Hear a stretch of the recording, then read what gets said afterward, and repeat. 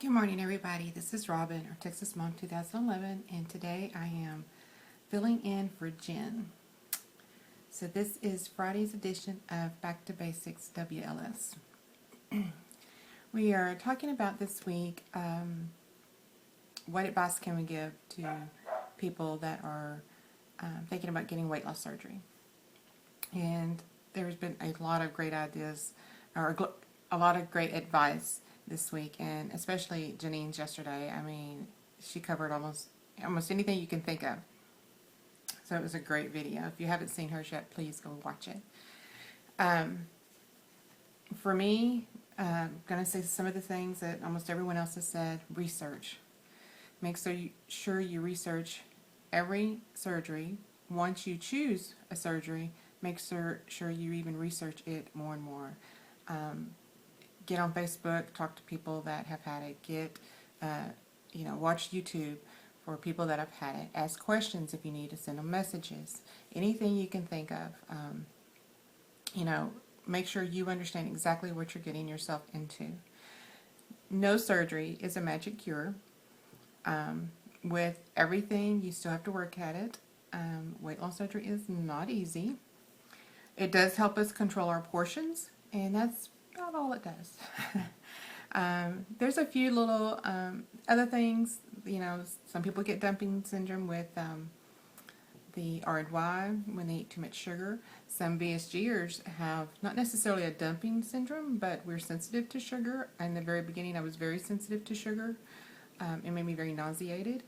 Even now, if I eat too much sugar, I get a little nauseated. I haven't thrown up or anything like that from it, but it still hits me. I can just eat more sugar than before, and I wish it did not do that. I've had the VSG. I had that in July of 2011, so I'm 14 months out, and I researched. I thought I had this under control. I watched YouTube. I was on the Vertical Sleeve Talk forum for VSGers, asked tons of questions, and really thought I was prepared. About 2 months in after my surgery, I realized I wasn't as prepared as I thought. I was as far as food, what to expect on the size of my stomach, restriction, things like that. I wasn't prepared for the mental part of it. And so much of this is a mental part of it. And until you go through it, you really don't know what we're talking about. Things you think, okay, I'm going to be thin. I'm going to be happy.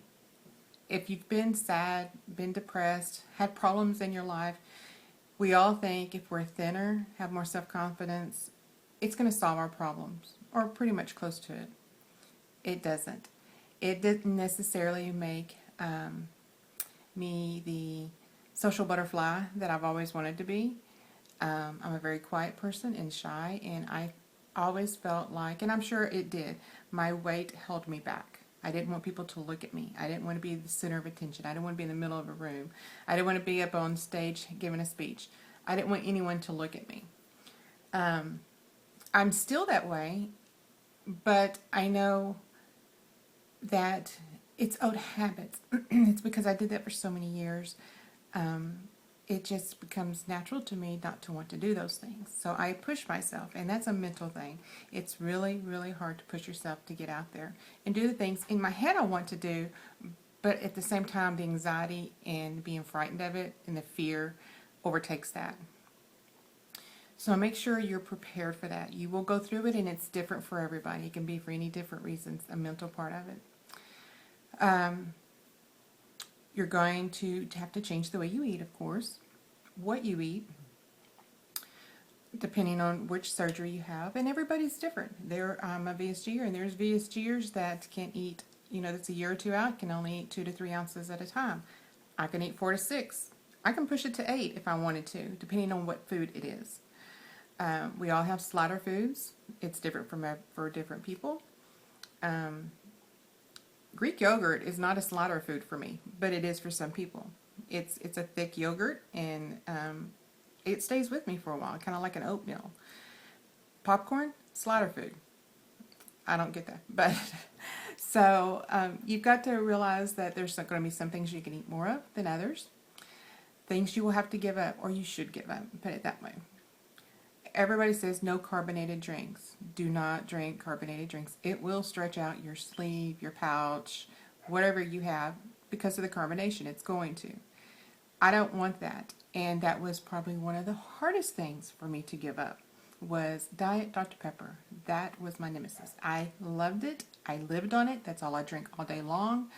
Very seldom drink water or anything else. It was always Diet Dr. Pepper. And I had done that for 20 years. So that was hard. Once I got past that, no big deal. Just did it cold turkey. And I'm glad that I did, because I knew that I shouldn't be drinking the artificial sweeteners in it. I ached, my legs ached. I mean, I had problems, and I knew it. I knew that's what it was from, but I didn't think I could give it up. But I did.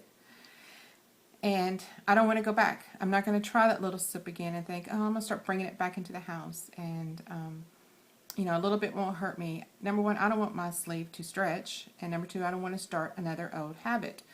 Why would I have 85% of my stomach cut out to go back to eating the way I was? And the way I used to eat made me fat.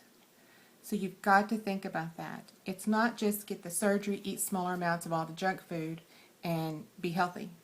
That doesn't get you there. Yes, some people can, and usually most of the time they're very young, and they can eat anything and still eat junk food, lose weight, and go on about their happy little merry way. But that's a small minority.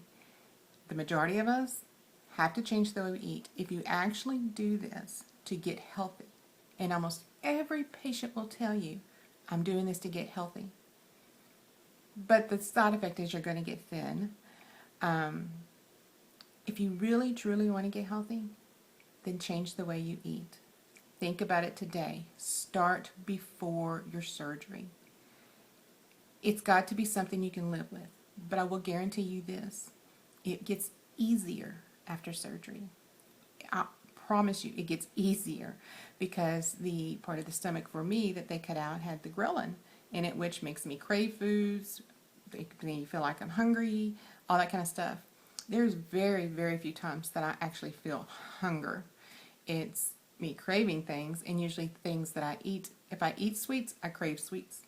If I eat potato chips or crackers, I crave them. Those are trigger foods, so I have learned to stay away from them. A second. So, learn to make sure that you're ready for this, ready to change your life. Be committed to it for you, because you're all worth it.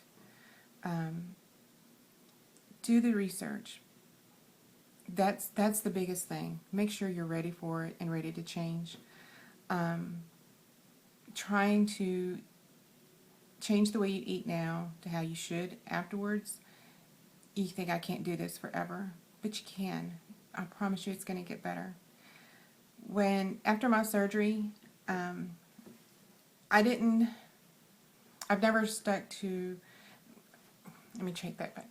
Right after surgery, I did do 400 to 500 calories a day, because that's all I could get in. Once I got to the stage to where 2 months out that I could pretty much eat almost anything I wanted and try new things, I made a commitment to myself. I'm not going to be on a diet. I didn't want to be on a diet ever again. I didn't have this surgery to be on a diet. A quick fix, do this for 10 days, do this for 5 days. I'm not going to do that. I changed my life.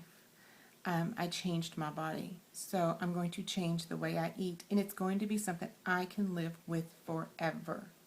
So that's what I did for me.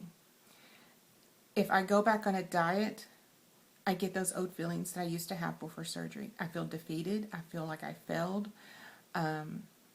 Even if it does jumpstart my weight again, then to me I'm in a cycle again of, I've got to do it on a diet. I got to go on a diet for 10 days. I got to do this for 10 days. I got to do that. I'm not doing that. I eat foods that I can eat forever. So they're going to be good, healthy foods. I may change up what I eat, maybe not so many carbs, and do more yogurts, or maybe add a couple of shakes into my day, whatever it is, but I will not ever be on a diet again. I changed my eating plan. So just think about things like that. That's the mental part of it. Saying I'm on a diet, that's mental to me. It may not be for everybody, but it is for me. I hope that this has helped you, giving you some insight. Everybody's a little different. Make sure you watch everybody else this week, and I hope everyone has a really good day. Talk to you later. Bye.